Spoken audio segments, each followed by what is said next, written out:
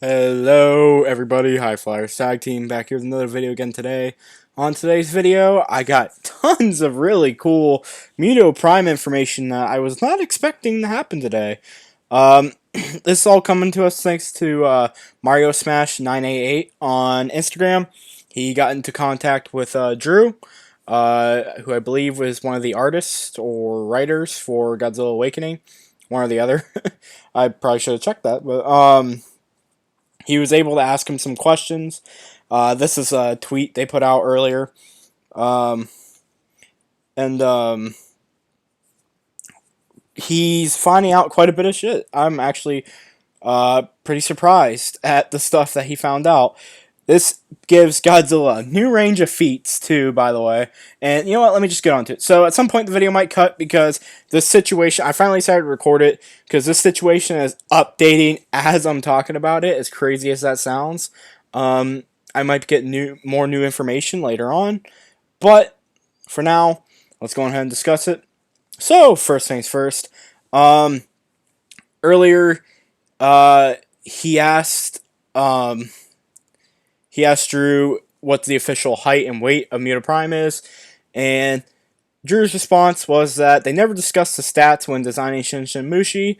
While he drew it to not be as tall as Godzilla, but in his mind, he drew it to be 50% heavier than Godzilla. It's mostly because his arms alone, how massive they are. So I did some quick math. It's not that hard to do. If Jin Mushi was 50% heavier than Godzilla, and I assume this has to be a 2014 weight. I highly doubt this is the 2019 weight due to the comic. If this is the case, this would put Jin Mushi at 135,000 metric tons. That's extremely close to Ghidorah's weight. And that's going to actually amp up some stuff with Godzilla here in a second. But just so you guys can know ahead of time, for anyone wondering if this is faked or not, I really doubt it is, first off. You'll see in a little bit what I mean, because I know Mario, he's cool, but he personally thinks King Ghidorah would beat Prime. And you'll see later on some interesting stuff with this conversation. I really doubt this is faked or anything. You can see stuff like this as a picture he sent me a few minutes later. Time goes up, and the battery's still going down. There's still stuff to add. Later on, you see like stuff typing up. I doubt this is faked. This doesn't seem like Mario would fake. And like I said, it would be kind of odd for him to fake something to make. You'll see later on when we get to it. So, now that we have this specific weight at it for Prime, an estimated weight from the person who made Jin Mushi himself, what's this do for Godzilla? Well, right here, here's them during their fight. You can see right here. Let me get to some of the panels. Okay, sorry my recording kind of cut. Back at it again though with this. So I got some more information, by the way. I'm gonna get a little bit more soon, but let's go ahead and talk about this. So what would this mean for Godzilla feat wise? Well, first off, this would mean in his 2014 base form, he accomplished this right here, where he picks up Jin Mushi and puts her on his back. Completely picks her up. Although she does step off of him, doesn't change the fact she still picked him up. But that's not even the most impressive time that he picks up that weight. If we go over, this is how he is after the Sonic Screech. I mean, come on. Look at this. He is crippled. They literally say he's going to die, basically. And then right here, he's still like screaming out in pain. He just has energy. He's probably in pain. And look at this. He picks up Jin Mushi and puts her on his back while he's extremely wounded, extremely hurt, near death. I mean, all the characters say it. It's probably painful to put her on his back with all the energy and the holes that were once his dorsal plates. And like I said, he was like crippled a moment ago. Yet he lifts up what, according to the guy who made it, is around 135,000 tons and yeets it. You know. So, in King of the Monsters, this makes this feat, by the way, make more sense. In King of the Monsters, we see him at one point do this feat, where he grabs Ghidorah by the middle of the neck and just chucks him. I mean, that one right there. And yeah, some people try to make some arguments about that, but I'm not here to argue that right now. But I don't know, guys. I honestly think this feat and base might be more impressive. Yes, this is like comparing someone's deadlift to, their like their discus throw or something. I don't know exactly. The reason I find this one more impressive though is that in Supercharged he was highly energized. He was more powerful than ever before, way stronger, or he was supposed to be, and he wasn't weakened at all. The fight just started, and he was growing in strength. Here, when he pulled this one off, he was near his deathbed. I mean, just look at all the cuts on him. Look at this next. Look at all the cuts and stuff, and all sorts of stuff. So yes, I do 100%, and also that all that weight. I mean, it makes sense some of the stuff that she can do now with all that weight. So yes, it does indeed. It makes a lot of these feats, all the more impressive. Basically, he was lifting up Ghidorah's weight, near Ghidorah's weight, clear back in his 2014 base form while crippled. So, I'm telling you guys, I've been telling you guys forever that the evolution between Godzilla 2014, 2019 is not necessarily all that much stronger. 2014 has some damn good feats too. Also, this punch, dude. Whew. So with the arms, by the way, I heard, apparently some people are already fighting that she shouldn't be that heavy based on her density. She looks massive.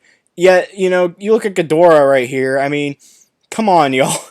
Ghidorah weighs like 100, and he weighs even more than that. And honestly, if you ask me, he shouldn't even be that heavy. If Prime can't be, if Prime can't be that heavy, then why is Ghidorah able? Like, I've seen people do the math, and Godzilla should be way heavier than Ghidorah, logically. Next up, though, so now he does go back on this later, by the way, I just want you to know, and I'll explain why. But he asks, basically, who's stronger between Prime or Ghidorah? First, he says, man, that's a tough one. Or who would win? He says, man, it's a tough one. Ghidorah and Godzilla really slugged it out and King of the Monsters. I want to say Ghidorah is stronger than Prime. He sent Godzilla home to recharge and actually became King of the Monsters until Godzilla came back and defeated him.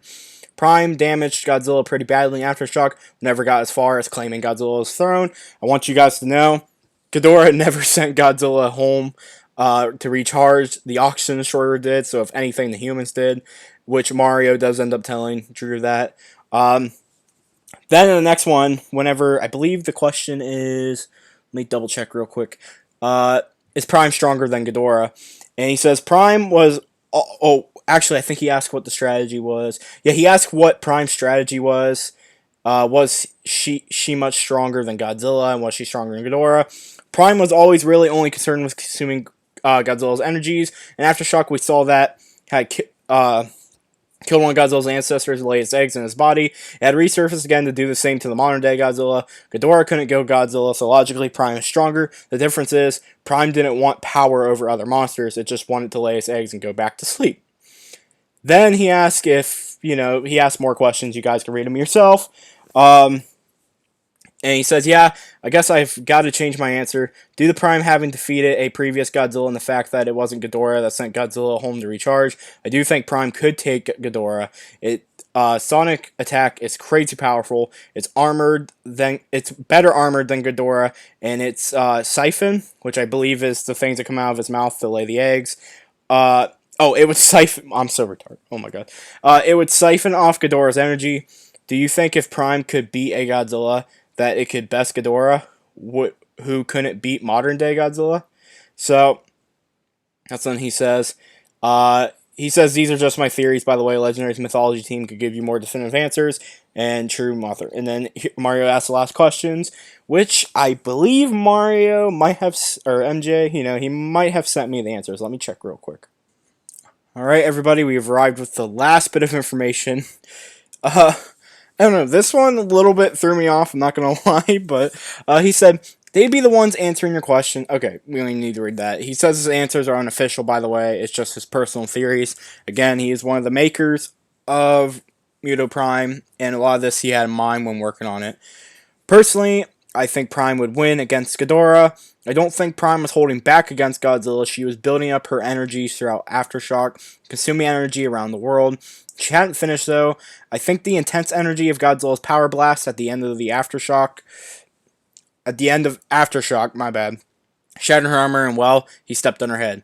I do think if Prime had been able to get the radiation inside the military base in Montana, a lot of you guys probably know or don't know, but she was going for another military base that Godzilla and Emma Russell kept her from, she might have had a higher chance of beating Godzilla. His spikes are constantly collecting energy, and Prime must consume it. In the end, his higher energy output allowed him to weaken and destroy her.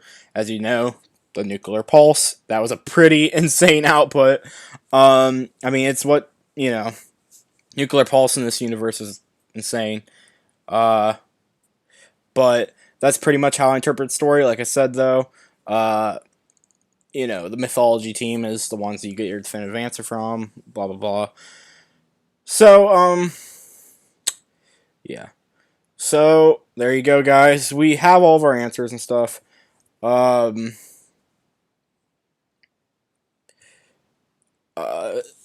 Is this interesting? I don't know. Sorry, I was reading what someone messaged me. This is interesting, though. So, maybe this implies that Prime ran away the first few battles just because she was powering up a bit. By a third battle, she felt confident enough to beat him, and she probably would have been able to. I mean, you look at like the way they compare them and talk about it, and I mean, in the comic, they make it very clear Prime won that the first full battle. I mean, she won it in like 2 hits, and for some reason just ran away. I still don't know why. And obviously, the final battle, Godzilla is about to just completely get destroyed. He's about to be on his deathbed.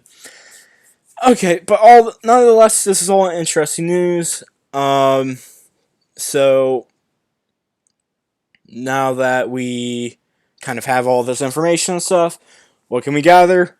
Prime is apparently shorter than Godzilla in his 2014 form, but way heavier than him, even way heavier in his 2019 one. That's what the designer thought. He apparently, or she, I don't know why I keep saying he.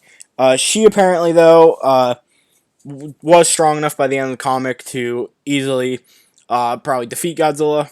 I mean, it was pretty obvious in the comic she was going to win, and apparently she was going to be able to grow even stronger after that. That'd be insane. I really want to know what an even stronger version of her would be like. And even the guy who made her thinks she would beat Ghidorah. Again, we'll have a fantasy battle in the future. I'll do more studying now that we have this more information. I'll talk about it. But yes, everyone, there you go. The powered up Prime. Although, interesting enough, I'm not sure exactly.